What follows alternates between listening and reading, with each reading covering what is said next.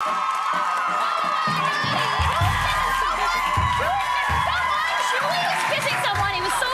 couldn't see who it was. Oh, my head is spinning. I am so excited. You guys must be feeling the same way because we just watched the mid-season finale. Who can talk about it with then? Hello, Luke and Aislinn.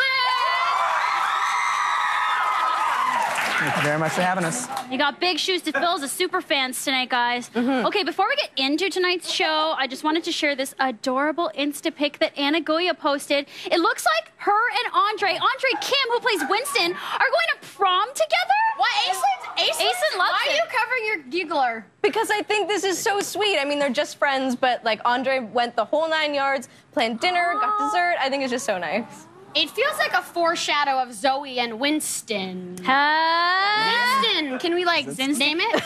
That may be who he was kissing?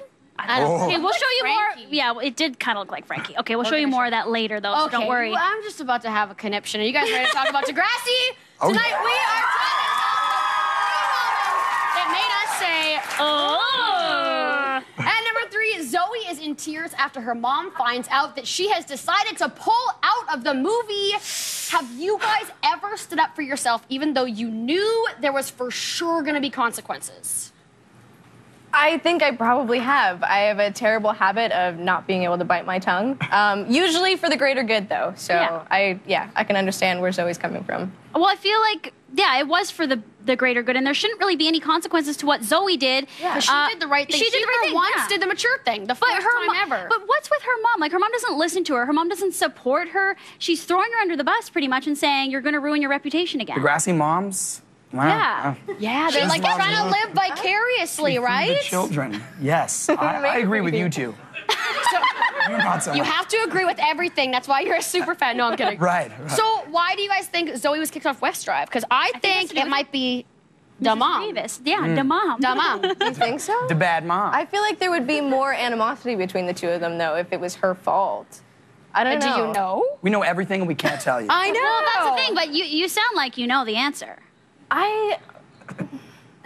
She's not going to tell you. Well, you guys at home and in the audience, if you have your phones with you, send us a tweet. Let us know your opinion. Why do you think Zoe was kicked off West Drive? Yes, and the best thing is we always put you guys on the spot, even though we know you're not going to say anything. You're very good at your jobs. Okay, we're talking about how bad Mrs. Rivas is. She's not a good mom. But is Tristan being a bad friend in this situation? I think so. I mean, he seems like he just wants to ride her coattails. He's like, if I can't be famous, I'm going to be famous by association. I mean, that was the thing, like. right? Like, right when Zoe came to Degrassi, he was instantly wanted to be her best friend so that he could be in the entourage. It's really hard to tell sometimes with Tristan if he's coming from a place of caring or from a place of selfishness. Now, you guys are famous. Do you have friends like this?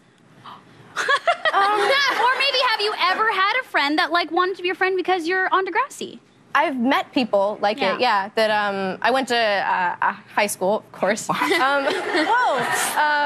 at my regular high school, the first year when I was in grade 9, not a lot of people knew that I was on the show, and then grade 10 was the year that we premiered on Much Music, and that was a big deal, and it was suddenly really cool again, and there were a few people who suddenly saddled up to me in the hallway and said, "Hey, how's it going? Want to eat lunch together?" I mean, that's what I. It's a completely different type of. It was a little bit hard to tell with Tristan, though, because Tristan actually did tell her to stand up to her mom. So I don't know which side he's playing. But okay, let's move on. Tonight, number 2, Miles reaches his breaking point. Yeah. Now, Maya said she was scared of Miles, but who do you think is more scary, Miles or Zig? I think they're both unpredictable. I think they both had their moments, for sure. They're definitely both pretty scary, but Zig, he's got something about him that you know there's some backstory that he might snap. But he's willing to admit it. He's like, I'm a bad guy, and like we've seen a lot of his backstory, and now he's living at Maya's house. Right. Whereas I don't really know what could push Miles over the edge a little bit too much. Like sometimes anything more can push him over unpredictable. What's crazy to me, though, is that Maya keeps letting Zig off the hook. She doesn't know why he was kicked out of the house, and she's just like letting him off, you know, with the get out of jail free card all the time, and then blaming it all on Miles, which I don't understand. Well, who's got the gun? Miles had the gun, but it was fake. Okay, so Miles is dumped. Are Zig and Maya gonna finally get their chance? I think they deserve their chance. No.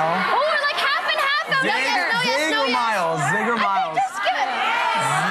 Miles. All right. It's a hybrid of with both of them. I don't know. Okay, well, you at home, tweet us. Let us know. Yeah, let us know. Hashtag after Degrassi on Twitter. But I don't think she should end up with Zig either. She's not ready. Anyway. Okay. Neither of them. Next. We gotta talk about what we all want to talk about tonight at number 1. Claire and Drew, get it on! And Eli sees it all. Oh my Aislinn, God. I gotta ask you, is Drew Claire's rebound? My opinion on rebounds is that every relationship is dependent on the person. So if you meet someone who is supposed to be a rebound, they're supposed to be a rebound. But sometimes you can be in a relationship and still meet someone who's supposed to mean just as much. But it just happens to be that kind of timing. It doesn't have to be a rebound. And in this case, I think that Claire and Drew actually have something really nice. It just happens to coincide with another relationship. Which is what Claire says. Claire said that tonight. She said Drew wasn't a mistake, which kind of insinuates that he means a lot, right? I would like to point out, though, that you guys had sex a little too fast, in my opinion. As soon as that hat came off, he's like, it's on. Except she was the one instigating it, but it feels like it's been building up and building up and building up. Like, it's bound to happen in the prop room at school. Of all places. Yeah. But anyway, I just think tell us more about it. Okay, on a side note, though, how heartbreaking was this part? So are you over me? Like, truly, end our epic romance over voicemail. Over me. Oh my God, my heart sinks to my stomach for Eli. Did this hurt for you to just watch back and for you to watch? Because you look like you're choking up just watching it. No. I just insulted her, that's what happened. Yes. This scene was a huge whirlwind to shoot because we were starting the day with the stuff with Luke and I, and then we moved to the stuff with Eli. So we did it basically in chronological order, but all at one time. And when he cries, I was crying. Were you crying? I was there watching them film. I was still crying. The first time we shot it, I actually I did the scene in a very compassionate way and trying to really feel like my heart was breaking in that moment. And then we just sort of talked about it afterwards with Mitch, our director, and he was like, it just doesn't work, you being sad about this. It doesn't feel right. So he made me go back and do it completely angry and just frustrated the whole way through, and then only break a little bit at the end. And it just worked so much better that there was so much more anger to it. But it was a really tough day. A lot of emotion. I mean, she's not over Eli. How do you know when you're over someone? Is there like a clear tell sign for you? I think there's got to be a certain amount of time that passes. Yeah, but it's only yourself can know when you're over someone. I think it's when you stop crying at night. Right. I've kind of got a theory. I think that you know when you're over someone when you can imagine them with someone else and it doesn't make you feel sick to your stomach. I think that's like a good measure. You know? We know. Okay, these guys are sticking around because after the break, we're playing It's us versus